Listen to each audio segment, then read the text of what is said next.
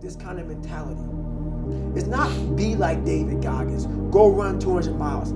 Take something from this.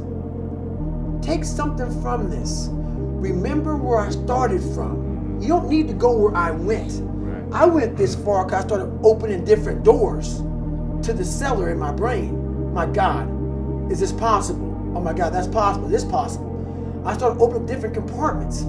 You can leave them shut. I don't care. So what I do now in the morning times, I do this because my life's not going to give me the get out of jail free card. Yeah. And if I come on here on this podcast and talk this stuff, I have to live what I say. So when you come up from a world of used to lie a lot, and my big thing is facing all this crap, I cannot tell you something I have not done. Right. Because why? When you start to formulate this character, this code of ethic, this ethos that you live, not anybody else, that's your own. And so many people just want it the easy way. I'm sorry, man. It's not. So what they start to do is they build this narrative of it's okay. When the narrative should be, you need to fucking work harder. You need to fucking discipline your mind better. We need to help people more than just saying it's okay. It's okay that you're not fucking willing to fucking help yourself out. That's not okay. It's not okay. It's not acceptable. Even though it's your life, if that's acceptable, that's unacceptable. And there's a lot of people in this world, me included, that if I accepted that, I wouldn't be anywhere. So yeah, a lot of people just fucking, they start creating a narrative about themselves that make it okay. The ultimate get out of jail free card. And now the world is set up to have so many get out of jail free cards. Everything is okay. And you can't say a motherfucking thing about it. Yeah, right. I don't like running, and people don't believe it, but you know, I was a big guy twice in my life. So hence the reason why I just don't like running, man. It hurts, it's brutal, it sucks going out, and I'm gonna be gone for 2 hours, or I'm gonna be gone 39 hours. Right. Running on a 1 mile track. Who the fuck? I'm not crazy, man. That shit sucks. I mean, you know, people put me in this category of, you must be some crazy guy who loves it. No, man. No, that's why I do it, though. That's the only way to callous your fucking brain, man. It's the only way to get hard in life. People take these classes on mental toughness. Like even SEALs, you have the class about visualization, self-talk, eat an elephant one bite at a time, breathing control. Yeah, roger that. You got to put yourself in a hellacious situation. It's a lifestyle. How are you going to react? How are you going to react? Like all that training goes out the fucking door when you're in the fucking cold water and you're fucking miserable, and it's the first hour of 130 hours of Hell Week, and that first wave goes over your head, and you're the coldest you've been in your life. A part that very few people are able to examine, because why? They're not willing to go there. Like back to the Rock. I guarantee you, when he was climbing that thing and he had ropes on, he was thinking, shit, man, I can only imagine this is gonna be with no ropes at all. Making some of these moves that I'm falling with ropes. You have to go to a different focus. The focus has to be so heightened that very few people, they even understand that, but they have it in them. They have it in them to go there, but you have to go to a place of fear, of suffering, of pain, of doubt. And that's when your mind, if it knows it's not gonna quit, it opens up. And once it opens up, that's my 40% rule. Once you can open your mind up when it knows it's not gonna quit, it finds more. It finds more focus, it finds more power, it finds more drive. And that's what gets you through the 31 miles. That's what gets him so hyper-focused on that one little nodule to put his finger on. It almost chokes me up now. So I get the VFW award for the Americanism Award for military service and giving back. I'm as human can be. That's why what you see is what you get.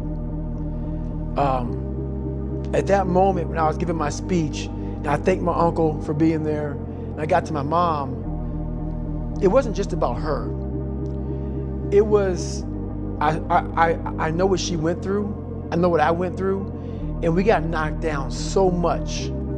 I had a moment in front of all these great American heroes where I had a chance, it was like so fast, it went through me like lightning, of I can't believe I'm here. I can't believe I'm getting an award like this. That that kid who was in the fetal position the majority of his life. And so much the fact that my body and my hip flexors are tight to this day. When you start to formulate this character, this code of ethic, this ethos that you live, not anybody else, this is your own. I cannot tell you something that I haven't done. Why? Because it will haunt me. You are now drinking the Kool-Aid. A lot of people write books on self-help, mental toughness, all this crap. Half of them are living up to that standard. Half of them are living up to that standard. You have to be able to practice what you preach. It has to be what you are. That's why when people say, my God, when you speak on stuff, it's so passionate. Because you're making me relive my life. It's not a comfortable life. This life was made. This life was earned. Yeah. And if people like it, great. If not, so be it. At nighttime, I think about nothing. When you're stretching or when you're... When I'm stretching. Yeah. That's my time. And that's something that's very powerful. A lot of times we hear about someone else through the grapevine. And then I won't like you because I heard from somebody else that they don't like you. Always do your own judging. Always meet the person. Look at the person in the eyes before you say you don't like that person. Listen to their story. Listen to who they are. Listen to where they come from, how they lived. Get your own opinion about people. It's very huge. A lot of people didn't like me coming up because they see this hardness, this crust. Break away at the crust and see what's inside that person. Absolutely, man. Don't judge a tweet. No. Don't judge one post. No. Don't judge one message. And don't judge somebody from 30 freaking years ago. Or I say 30 fucking years ago. You know, there's so much stuff going on right now in the world. People are trying to evolve. Let them evolve. Yes. Let them evolve. Don't bring them back don't bring them back where they came from. No. I do.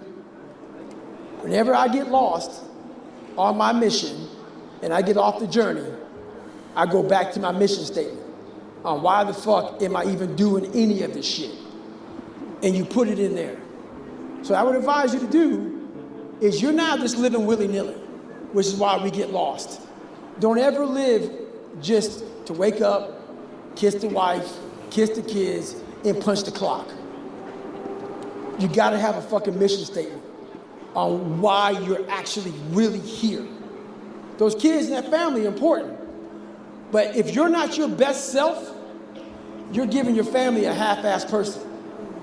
That's why I tell people, figure yourself out first before you start to fucking go and be attached to a family. So right now, you gotta do it now while you're with the family.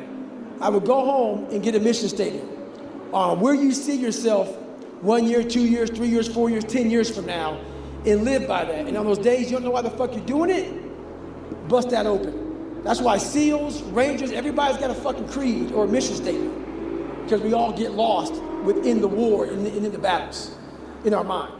So that's what I would do if I was you. Greatness. Thank you.